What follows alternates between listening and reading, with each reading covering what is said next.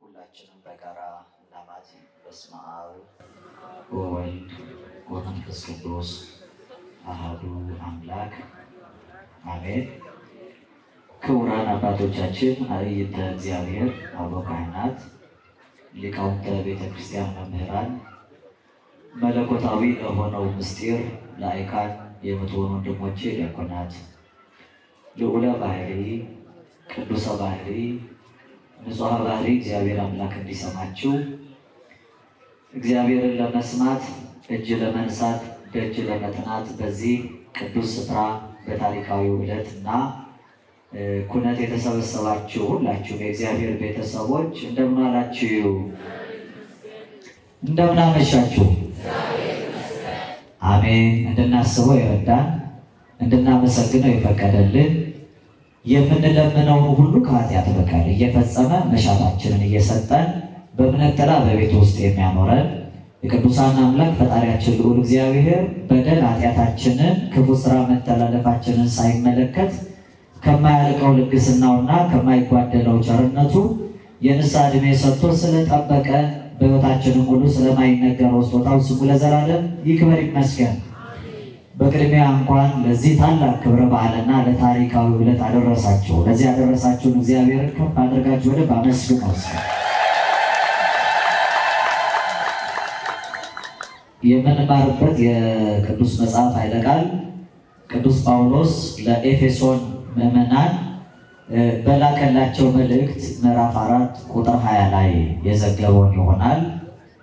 ወአንትሙሰ አኮ ከማሁ ዘተምህርክምዎ ለክርስቶስ፣ እናንተ ግን ክርስቶስን እንዲህ አልተማራችሁትም የሚለውን መነሻ አድርገን እንማራለን። እስኪ ድምፃችሁን ዘለግ አድርጉ። ከዚህ ስትወጡ የሰማችሁት ቃል የተማራችሁት ትምህርት ከልባችሁ ሰሌዳ ከሕሊናችሁ ጓዳ እንዳይወጣ ከሕይወታችሁ እንዳይታጣ ቃሉን ሰምተን እንድናስተውል ባስተዋልነው ቃል እንድንኖር እግዚአብሔር አምላካችን ጉልበት እንዲሆንን ጭምር ደጅ እየጠናን ከፍ አድርጉና ድምፃችሁን በሉ። እናንተ ግን በሉ እስኪ ክርስቶስን እንዲህ አልተማራችሁትም። እስኪ ድገሙ። እናንተ ግን በሉ ክርስቶስን እንዲህ አልተማራችሁትም። ጠቅላላ ታደርጉታላችሁ። እናንተ ግን ክርስቶስን እንዲህ አልተማራችሁትም። መልካም። ጸልዩ ወሰአሉ ለነሂ ከመ ያርሁ እግዚአብሔር አናቅጸ ቃል ወጸልዩ ሊተ ብዙሃ ከመ እክስቱ ዘክርስቶስ ምስጢራ በከመ ይደልወኒ እንግር።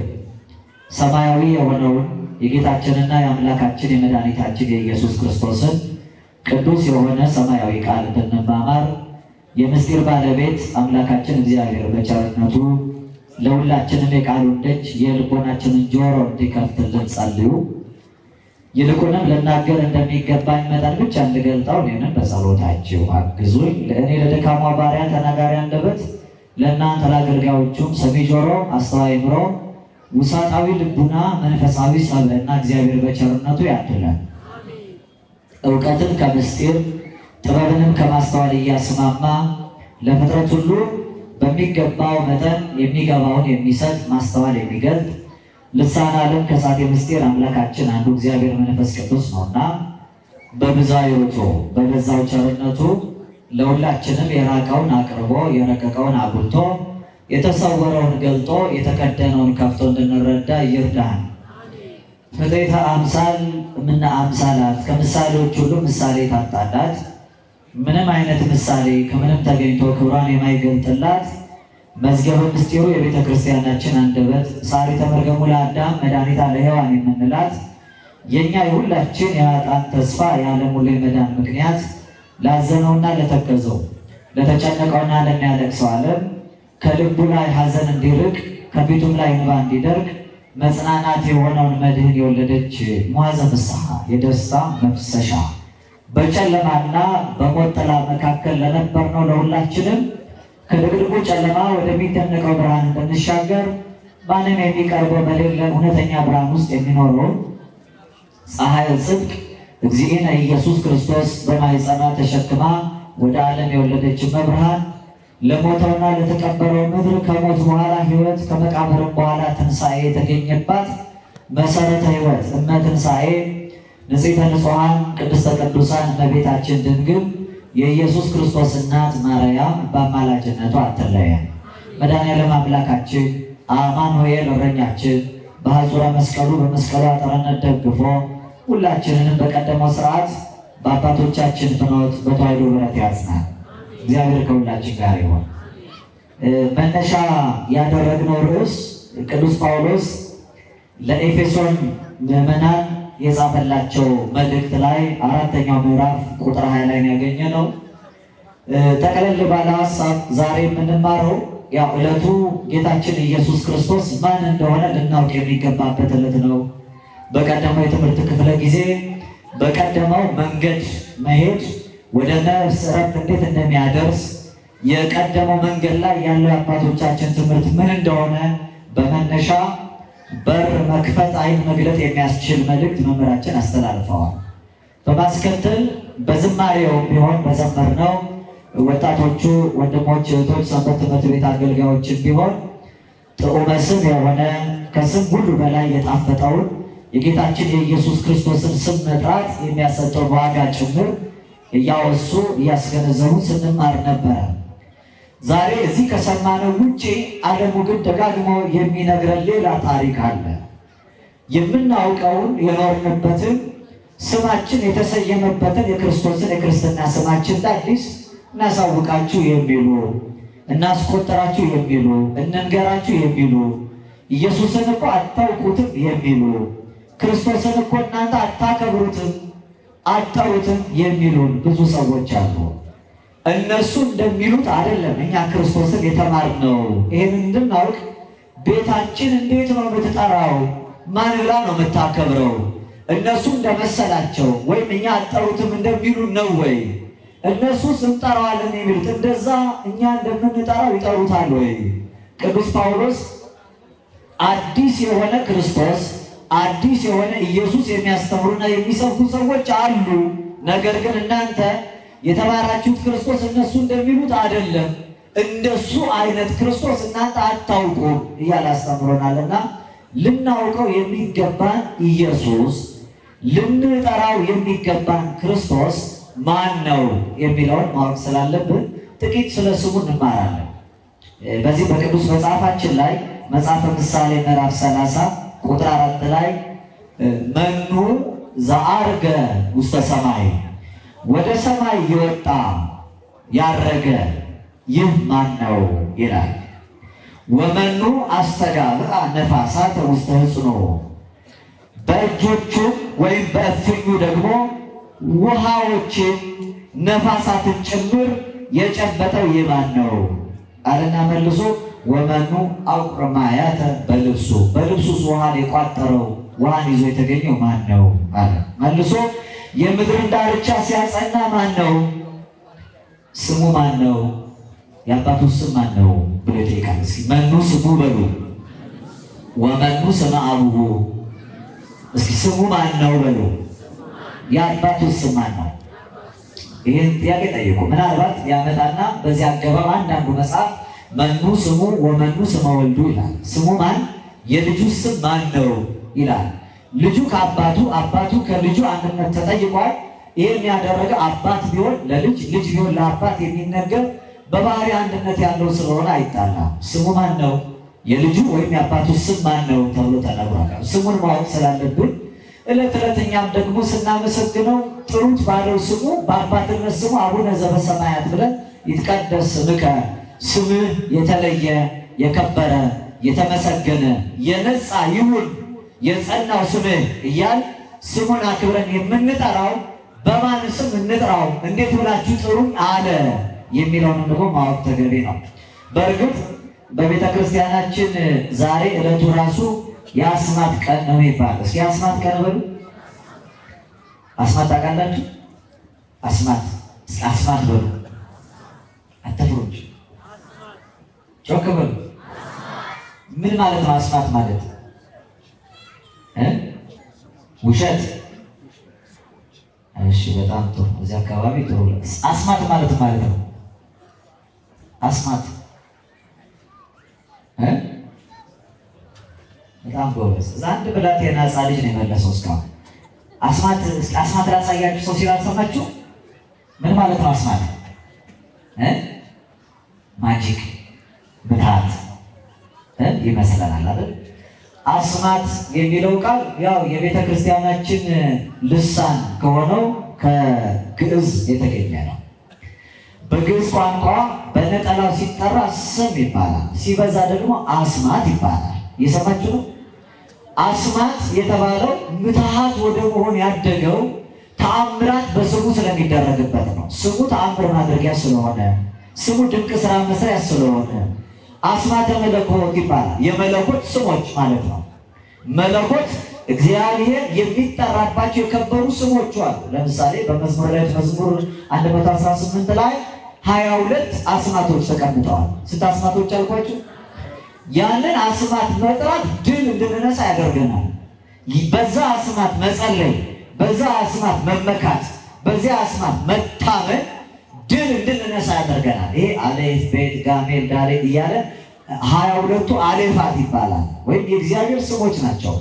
የእግዚአብሔር ረዳትነቱን፣ ኃይሉን፣ ርኩብ የሚገኝ መሆኑን፣ ዘኢይትረከብ ረቂቅ የማይደረስበት መሆኑን፣ ባዕል ባለጸጋ መሆኑን ስሞቹ በራሳቸው ተከፋፍለው ባህሪውን የሚጠቅሱ የከበሩ ስሞቹ ስለሆኑ የሚጠራው ስም ከስም ሁሉ በላይ የከበረ ስም ስለሆነ ጉልበት ሁሉ ይንበርከክለት የተባለ ስም ስለሆነ ድልና ተአምር አድራጊ ስም ስለሆነ ያንን ስም መጥራት ያድናል፣ ድል ያደርጋል። ወኩሉ ዘይጸውዕ ስመ እግዚአብሔር ይድን፣ የእግዚአብሔርን ስም የሚጠራ ሁሉ ይድናል ይላል መጽሐፍ። ስሙን ጠርቶ ሰው ይድናል። እስኪ ስሙን ጠርቶ በሉ። ሰው ምን ይሆናል? በማስም በቃ በስምህ ጠላቶቻችን ድል እንነሳቸዋለን፣ በስምህ እናሸንፋቸዋለን ተብሎ ተነግሯል። የእግዚአብሔር ስም አምባ ነው። የእግዚአብሔር ስም ቅጥር ነው። አምባ ነው፣ ጋሻ ነው። አምባ ነው፣ ዋሻ ነው ይባላል። መደበቂያ ዋሻ ነው፣ መመከቻ ጋሻ። የማስም የፈጣሪያችን የአምላካችን ስም እግዚአብሔር በባህሪው በስሙ ድል መንሳት እንዳለ ሁሉ በቅዱሳንም ላይ ደግሞ በጸጋ የድል ነሽነትን ሀብት ሰጥቷቸዋል። ለዚህ እኮ በደቀ መዝሙሬ ስም ቀዝቃዛ ውሃ ያጠጣ እውነት እላቸዋለሁ ዋጋው አይጠፋበትም። በማስም ደቀ መዛሙርቱ ስማቸው ሲጠራ በእነሱ ስም ማድረግ ማለት ነው። ዘተፈነው ማለት እግዚአብሔር ከእግዚአብሔር የተላኩ ሆነው የመጡትን ማናቸውንም በስሜ የሚቀበል ዋጋ ሰጥቷለሁ ብሏል። በስሜ የሚቀበል የመጡት በክርስቶስ ስም ስለሆነ በእሱ ስም ብትቀበሏቸው እንደገና ደግሞ ስማቸው በተጠራበት ስፍራ ላይ ድንቅ እግዚአብሔር ያደርጋል። የማይጠፋ ስም እሰጣቸዋለሁ ብሏቸዋል። እንደሱ የባህሪ ስሙ የጸጋ ደግሞ የማይጠፋ የክብር ስም ሰጥቷቸዋል። ስለዚህ ዛሬ ዕለቱ የአስማት ቀን የስም ቀን ነው የሚባለው። ለምንድን ነው የስም ቀን ወይም የስሞች ቀን የተባለ ያላችሁ እንደሆነ የሁላችን የቀደመ ስማችን የጎደፈው የመጀመሪያው ሰው አዳም ይባላል። አዳም ማለት ያማረ መልካም ቆንጆ ማለት ነው። አዳም ግን የስሙን ክብር የሞት እንጨት ፍሬዋን በልቶ ከቀደመው ጸጋ ልጅነቱ ተገፎ ወደ ምድር ከወደቀ በኋላ የሰውነት ስማችን ፍጹም የሆነው የእግዚአብሔር ክብር መገለጫ ማንነታችን ጎደፈ። 5500 ዘመን ስሙ የክብር መሆኑ ቀርቶ የሐሳሮ ነው። ስሙ የነገሰበት የምስጋናና የክብር ዘውድ እግዚአብሔር አምላክ አጎናጽፎት ከፍጥረት ሁሉ በላይ ያደረገውን አኮ ሞተ ዘትመውቱ አላ አመ ዕለተ ትበልዑ እምኔሁ ይትከሰታ አዕይንቲክሙ ከመ እግዚአብሔር ትከውኑ። ሞትን እኮ አትሞቱም፣ ነገር ግን ከዚህ ከሞት ፍሬ ከተባላችሁት በበላችሁ ቀን ዓይኖቻችሁ ይከፈቱና እንደ እግዚአብሔር ትሆናላችሁ ተብለው ቆርጠው ሲበሉ ግን እንኳን እንደ እግዚአብሔር ሊሆኑ ነው ዓይናቸው ሊከፈት ዓይናቸው ጭራሽ ተዘግቶ ስጋዊ ነገር ማየት ጀመሩ። በፊት የማይተፋፈሩ በጸጋ እግዚአብሔር የተሸፈኑ፣ አሁን ግን ምድራዊን ሀፍረት የሚያዩ ስጋዊ ዓይናቸው ብቻ የተገለጠ ሆነ።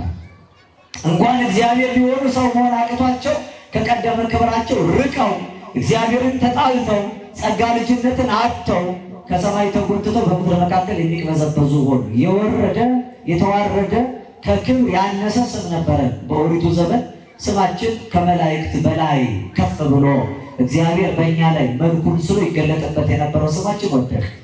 ዳግም ስማችን የታደሰበት ዕለት ነው ዛሬ መጽሐፍ እንደሚነግረን ጌታችን አምላካችን መድኃኒታችን ኢየሱስ ክርስቶስ በስምንተኛው ቀን ይገዘር ዘንድ የሄደበት ቀን፣ በስምንተኛው ቀን ግዝረት ሲፈጸምለት ደግሞ ስም የሚወጣበት ቀን፣ እናቱን በመልአክ እንደተነገረ ኢየሱስ ያለችው ቀን፣ ትንቢት አስቀድሞ እንደተናገረ አማኑኤል የሚለውን ያገኘንበት ቀን፣ መድኃኒት መሆኑ የተመሰከረበት ቀን፣ ክርስቶስነቱ የተገለጠበት ቀን፣ ወልድ ዋሕድ ስግው ቃል ከሁለት አካል አንድ አካል ከሁለት ባህሪ አንድ ባህሪ መሆኑ በተአምራት ጭምር የተመሰከረበት ቀን፣ ኢየሱስ ክርስቶስ የሚለውን ስም ያገኘንበት ቀን፣ እኛም ደግሞ በሱ ስም በክርስቶስ ክርስቲያን ለመባላችን የተዋጀንበት ወይ ዋጋ ተከፍሎ የተገዛንበት ቀን ጭምር ነው። ስማችን የተሰጠን ዛሬ ነው። እሱ ክርስቶስ ተብሎ እኛ ማን አሰኘን? ክርስቶሳውያን። እሱ ኢየሱስ ተብሎ መድኃኒት ተብሎ የዳኑ ሕዝቦች ተባለ። እሱ መድኃኒት የዓለም መድኃኒት ተብሎ መድኃኒት የሰጠን እሱ መድኃኒትነቱን በልተን ጠጥተን ሕይወት እንድናገኝ ዛሬ ክብር የተጎናጸፍንበት ቀን ነው። ወልድ ተብሎ ውሉድ ያሰኘበት ቀን። ለዚህ ነው ቅዱስ ቀለሚጦስ የሚባል የሮም ሊቀ ጳጳሳት የቅዱስ ጴጥሮስ ደቀ መዝሙር አራተኛው የሮም ሊቀ ጳጳሳት ነው። ወንህነሰ ኬኩለነ መሃይምናን እለተጠመቅነ በስመ አብ ወወልድ ወመንፈስ ቅዱስ መዓዛሁ ለክርስቶስ ብነ። እኛ ሁላችን ክርስቲያኖች ምዕመናን በአብ በወልድና በመንፈስ ቅዱስ የተጠመቅን በላያችን ላይ የክርስቶስ መዓዛ አለ ይላል። በላያችን ላይ መዓዛ አለ። በቃ ክርስቶስ ተብሎ እኛን ክርስቲያን አሰኝቶናል።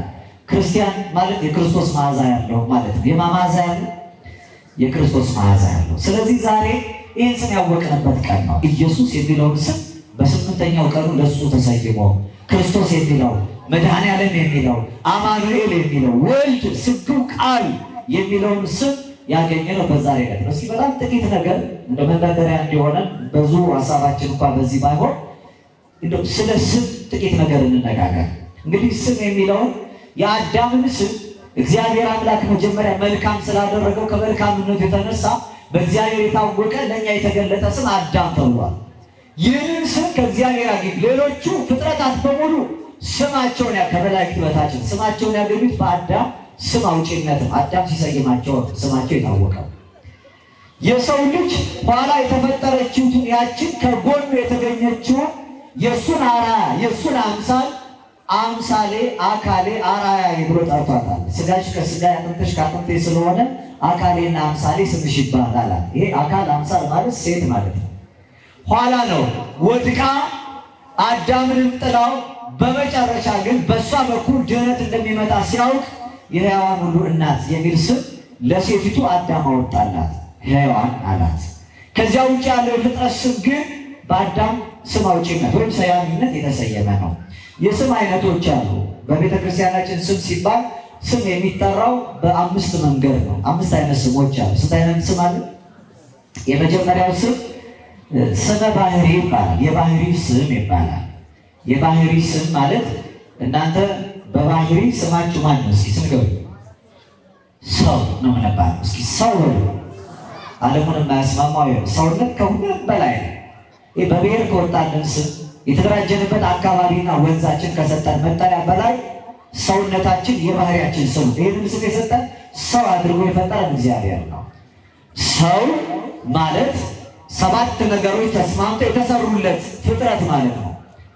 ያው ሰብ የሚለውን እንዳገባቡ ሰብ ማለት ስጋን የነሳ ማለት ነው። በእርግጥ አሁን ሰብ በሚለው ውስጥ ሰብ ብሎ የአቤቱ አልፋው አና አይኑ አ ባለው ሲጻፍ በጣም የተለያየ ነው። የእኛም ስያሜ የሚሰጠው ለምሳሌ ሰ ብላችሁ ብ ብላችሁ በአልፋው የጻፋችሁት እንደሆነ ሰብ የሚለው ስጋን መንሳት ስጋዊ ሆኖ መወለድን ነፍስ ባደረበት በማደሪያው ሰውነትን ተሰባ ይላል። ሰው ሆነ ማለት ነው።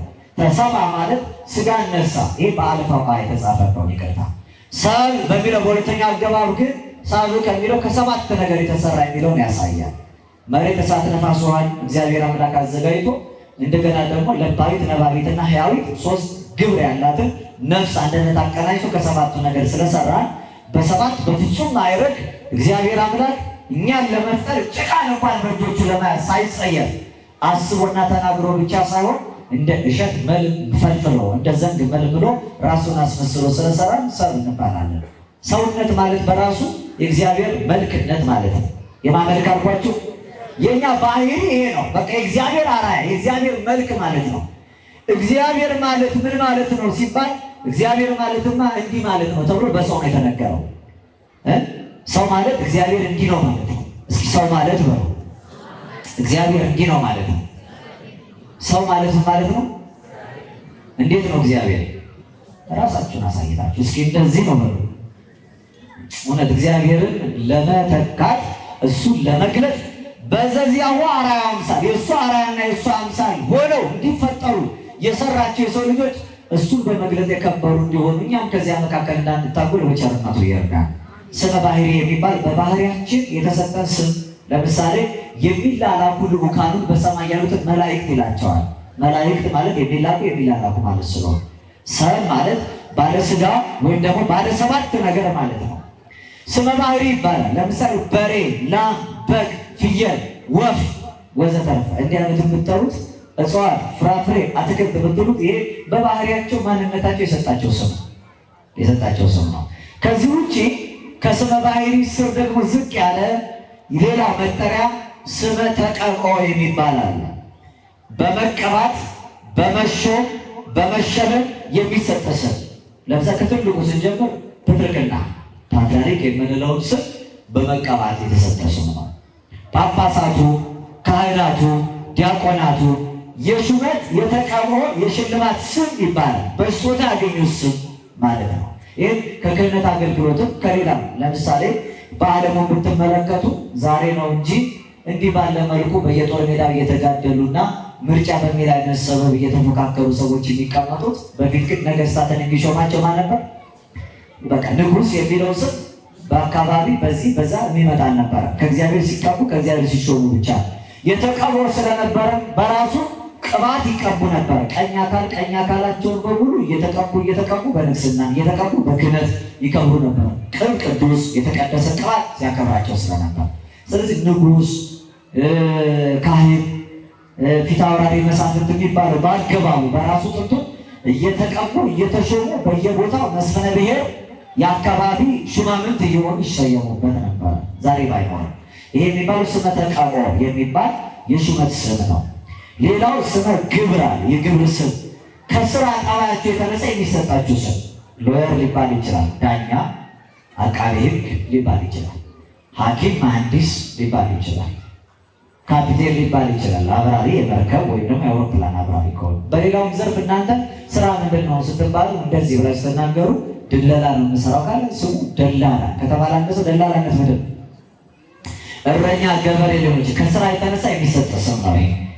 ሌላው ስመ ተጸውዖ የሚባል አለ። በተለይ ዛሬ በጉልህ የምናየው ይሄንን ነው። ስመ ተጸውዖ ማለት የመጠሪያ ስም ነው የሚባለው። እስኪ ስም ማን ነው ቢባል አንድ እያንዳንዱ ሰው ሊናገር የሚችለው ስም ስመ እገሌ ነው። የአባትህ ስም ማን ነው? እገሌ ነው ይላል። መኑ ስሙ ወመኑ ስም አብሁ ወይም ወመኑ ስም ወልዱ፣ ስሙ ማን ነው? የአባቱ የልጁ ስም ማን ነው ተብሎ እንደተጠቀሰ ይሄ ስመ ተጸውዖ የሚጠራበት ስም ማለት ነው። የሚጠራበት ስም ለመጠሪያ ሲሰየም ስምን መልአክ ያወጣዋል ይላሉ አባቶቻችን። ስምን ማን ያወጣዋል? የግብር ስም እንዳይመስላችሁ። ስም ይመራው አበግብሩ ይባላል። ስም ወደ ስራው ያመራዋል። መልካም ስራ በመልካም ስም ይገለጣል። ሰው መልካም ወልዶ ስም ስላበዛ ብቻ አይደለም። በመልካም ስራ ካልተገለጠ ስሙ ከንቱ ነው። ቅዱስ ዮሐንስ በራእዩ አአምር ከመ ስምከ ሕያው ወምውት አንተ፣ ስራህን አውቃለሁ። ስም አለ ሕያው የሆነ ስም፣ ስምህ ግን በስራ ተገለጠ፣ በስራ ግን ሞተሃል ይላል። ስም ኖሮ በስራ ከመሞት እግዚአብሔር ይታደገን።